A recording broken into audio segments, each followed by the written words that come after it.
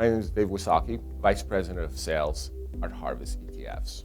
I'm going to show you why ETF liquidity is different from stock liquidity. Because ETFs trade on an exchange, just like individual securities do, many investors believe that trading volume on a security and trading volume on an ETF is one and the same, which is simply not the case.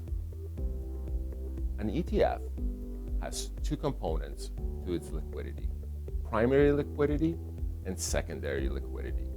The primary liquidity is the liquidity of the underlying securities which make up the ETF, while secondary liquidity is simply the trading volume on the exchange.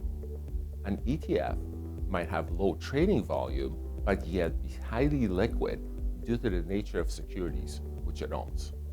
An ETF issuer, for example Harvest, will work with market makers to purchase and redeem liquid securities to create or redeem units of an ETF. Because we focus on large cap companies that are highly liquid, our ETFs tend to have natural liquidity. However, if ETF holds illiquid stocks or ones that trade on a different exchange, that ETF may be subjected to a wider bid-ask spread.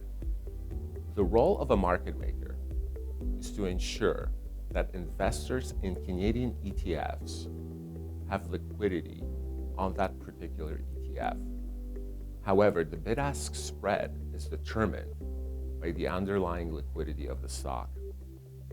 Secondary liquidity, as I alluded to earlier, is simply the trading volume that exists on that ETF in the market.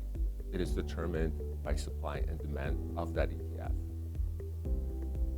Therefore, when you look at the liquidity of an ETF, investors should look not only at the trading volume, which is the secondary market, but also the basket, which makes up the ETF, in order to ensure largest liquidity and tightest spread.